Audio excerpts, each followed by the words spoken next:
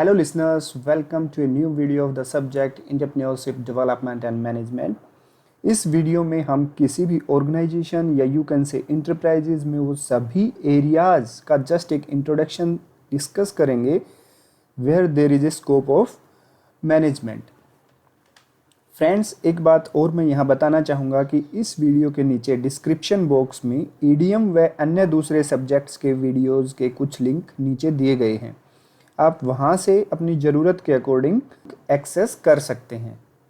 So management can be defined as a process of getting things done with the aim of achieving the goals और your target effectively and efficiently. यहाँ effectively का मतलब है achievement of target on time and efficiently का मतलब है optimum use of all the available resources with that particular organisation, industry और enterprises. किसी भी इंडस्ट्री या इंटरप्राइजेज को एक सक्सेसफुल बिजनेस हाउस बनने के लिए there is a requirement of 5 M's। ये 5 M क्या हैं? First is man, second is money, third is material, fourth is machine and fifth is market. So किसी भी ऑर्गेनाइजेशन में ये 5 जो फील्ड हैं यहाँ पर आपके मैनेजमेंट का स्कोप है। कुछ जगह हम देखेंगे कि machines is included in your material. तो बेसिकली 4 ऐसे फील्ड्स हैं, 4 जगह स्कोप है जहाँ पर किसी भी ऑर्गेनाइजेशन या एंटरप्राइजेज को मैनेजमेंट करने की ज़रूरत होती है। That is man, money, material and market. इन चारों जगह अगर किसी ऑर्गेनाइजेशन की मैनेजमेंट अच्छी है, दैट मीन्स वो ऑर्गेनाइजेशन कभी घाटे में नहीं जाएगा, कभी नुकसान में नहीं जाएगा। अगर किसी ऑर्गेनाइजेशन को एक सक्सेसफुल वे से अपने आप को सेटअप करना है तो it is must to manage all these 4 fields. Let us now discuss one by one. First M is man. Man means availability of human resource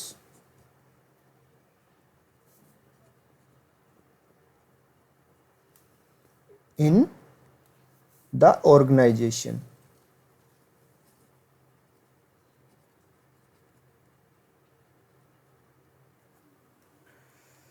किसी भी ऑर्गेनाइजेशन में जो भी ह्यूमन रिसोर्स अवेलेबल है उसको हम यहाँ पर मैन बोल रहे हैं।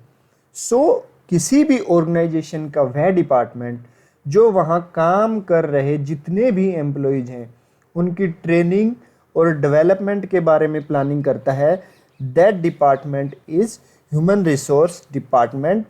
और वहाँ अवेलेबल ह्यूमन रिसोर्स की मैनेजमेंट को ही ह्यूमन रिसोर्स मैनेजमेंट बोला जाता है। ये जो ह्यूमन रिसोर्स मैनेजमेंट है या you can say human resource development cell, उसकी मेन रेस्पॉन्सिबिलिटी है कि जो भी वहाँ पर एम्प्लॉय काम करते हैं उनकी कैपेबिलिटी को इम्प्रूव करना, डेवलप करना ही इस ह्यूमन रिसोर्स मैनेजमेंट का एक मेन फंक्शन है। सो development of employees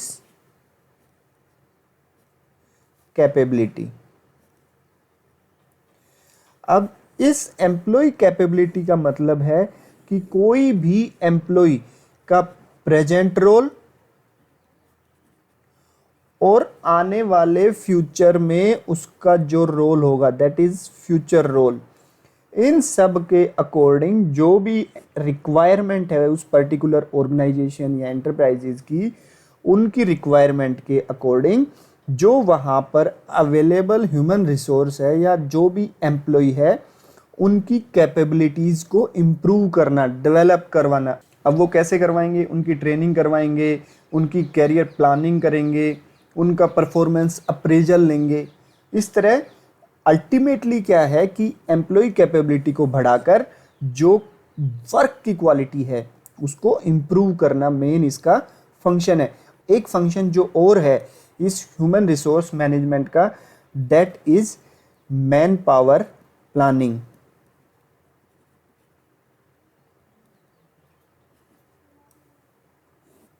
man power planning से मतलब है कि पर्टिकुलर ऑर्गेनाइजेशन या पर्टिकुलर एंटरप्राइजेज में करंट रिक्वायरमेंट कितनी है एम्प्लॉयज की। So current requirement of human resource, साथ के साथ कि what is the future requirement of human resource. इन सब की प्लानिंग करना भी ह्यूमन रिसोर्स मैनेजमेंट का ही एक मेन फंक्शन है। अब इनके साथ के साथ इसका जो मेन जो चैलेंज है वह होता है to retain the motivated and brilliant employees.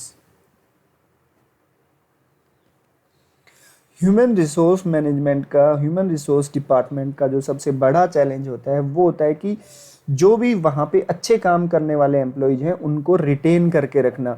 Otherwise क्या होगा कि अगर उन एम्प्लॉयज़ को कहीं दूसरी इंडस्ट्री में, दूसरे एंटरप्राइजेज में कहीं जाने का मौका मिलता है अच्छे बेनिफिट्स के साथ, तो वो जनरली उस पीछे वाले एंटरप्राइजेज या पीछे वाले अपने ऑर्गेनाइजेशन को छोड़ के चले जाते हैं।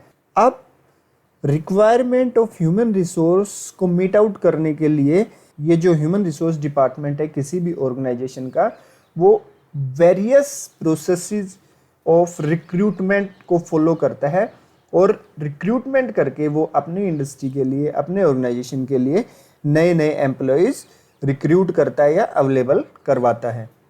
Second M is money.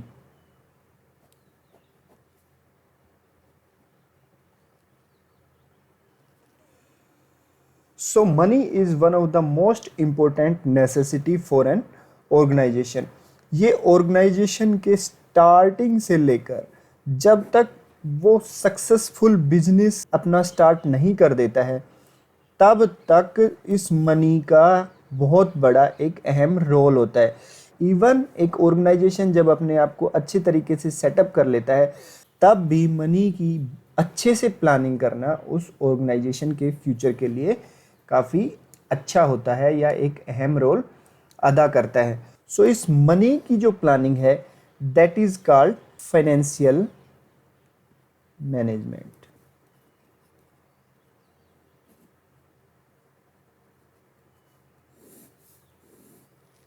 Planning of future financial aspects of the enterprises or organization is called financial planning। और फाइनेंशियल मैनेजमेंट में बेसिकली तीन चीज़ें देखी जाती हैं when the money is needed, कि आपको पैसा कब चाहिए,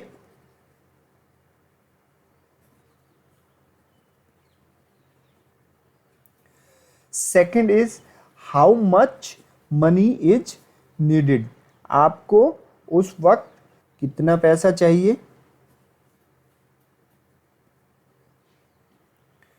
and the third and most important thing is where will money come from.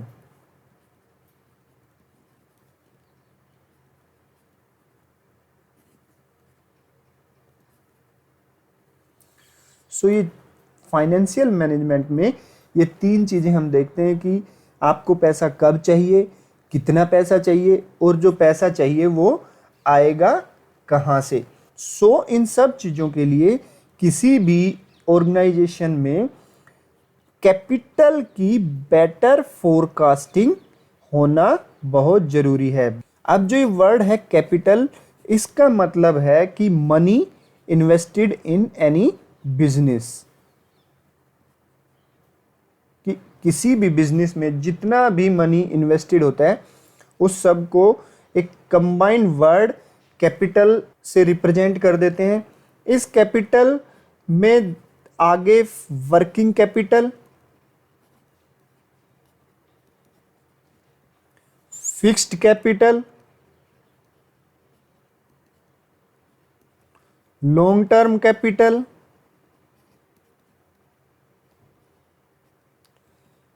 Short term capital. ये क्या है और कैसे कोई भी ऑर्गेनाइजेशन इन सब चीज़ों की प्लानिंग करता है, ये हम उस वक्त पढ़ेंगे जब हम अलग से फाइनेंशियल मैनेजमेंट को वीडियो में डिस्कस करेंगे। सो अभी तो यही है कि जो मनी की प्लानिंग होती है दैट इज़ फाइनेंशियल प्लानिंग, और ये सब फाइनेंशियल प्लानिंग कैसे की जाती है, किस लिए की जाती है, ये सब हम डिस्कस कर चुके हैं। Third M is material.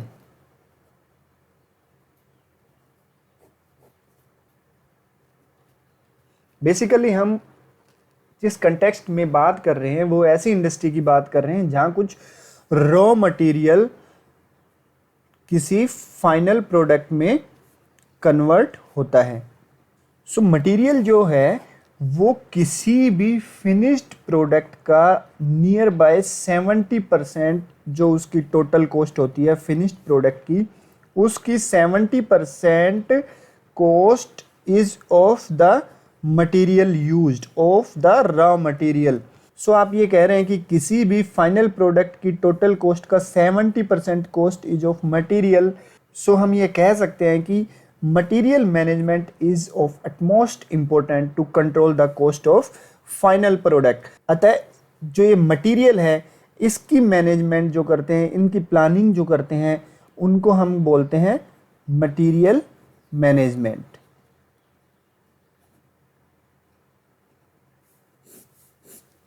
So material management is a part of logistics which deals with the tangible components of supply chain.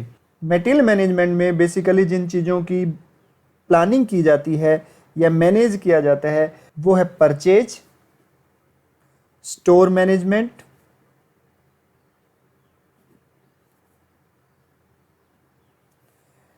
Inventory control,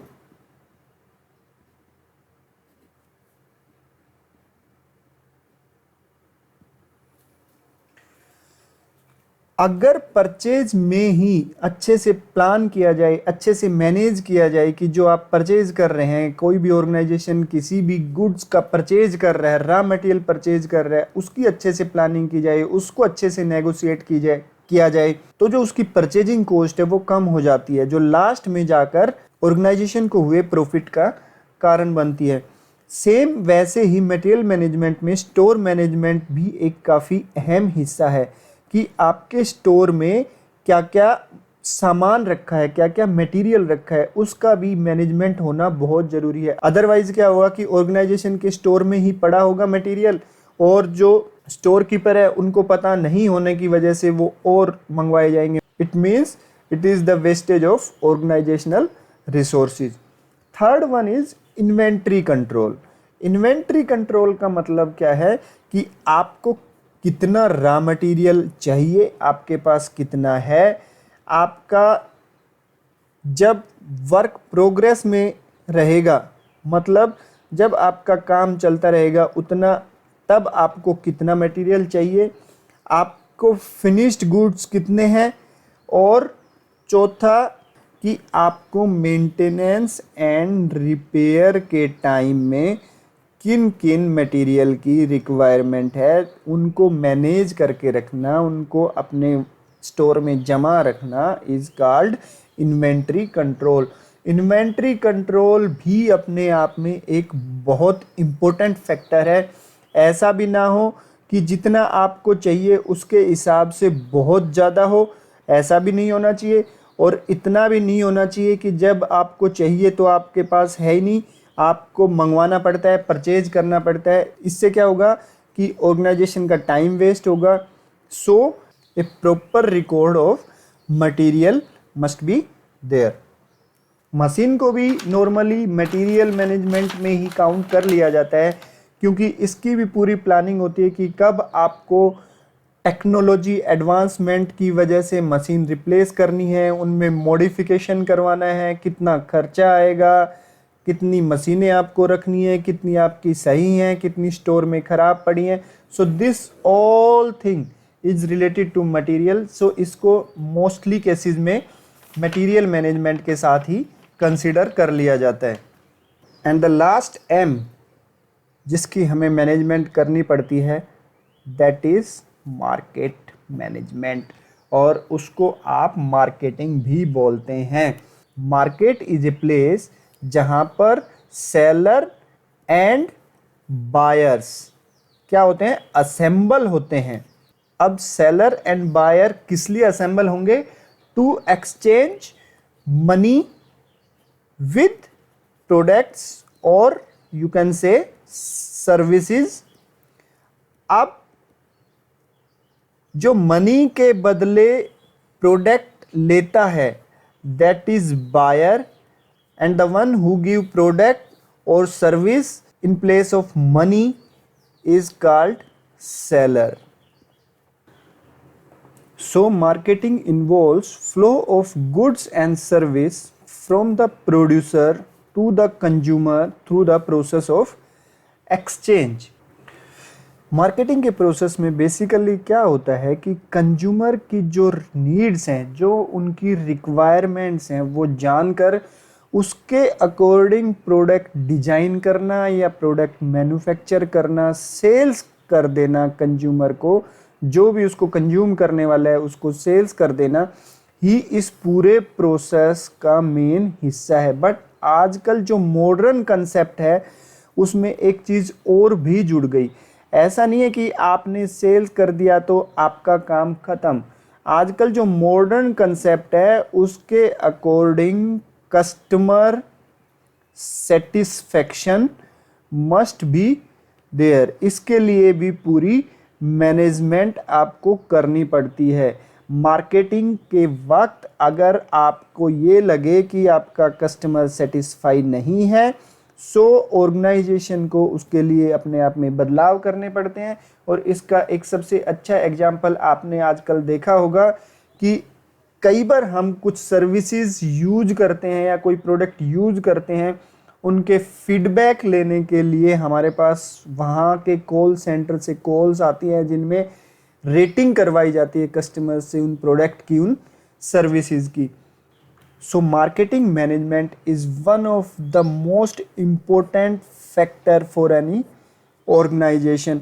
अब क्योंकि इसमें सेल्स भी एक पार्ट है मार्केटिंग का, और sales generally creates money for the organisation. अब अगर सेल्स नहीं होगी किसी ऑर्गेनाइजेशन में या किसी एंटरप्राइजेज में, उसके पास पैसा नहीं आएगा, उसको फिर प्रोडक्शन करने की ज़रूरत ही नहीं है, वो मैन्युफैक्चर कहाँ से करेगा।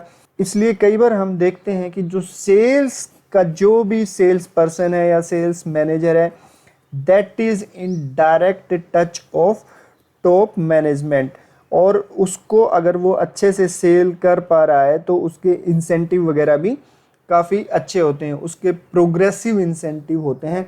इसलिए जो ये लास्ट एम है मार्केट, ये बड़ा ही इम्पोर्टेंट फैक्टर है। इसमें मार्केट की रिसर्च करना, कस्टमर्स की रिक्वायरमेंट देखना, नए नए प्रोडक्ट्स के लिए स्कोप देखना, देन उनको मैन्युफैक्चर करना, देन उनको सेल्स करना, देन लास्ट कस्टमर सेटिस्फाई होना चाहिए। ये सब चीज़ें, ये सब पार्ट्स इस मार्केटिंग के हैं। इसलिए marketing management is also very important. ये जो 4 पॉइंट्स बताए हैं जहाँ पे मैनेजमेंट के स्कोप हैं किसी भी ऑर्गेनाइजेशन या एंटरप्राइजेज के लिए, इनको हम डिटेल में डिस्कस करेंगे अपने आने वाले वीडियोज़ में। Thank you.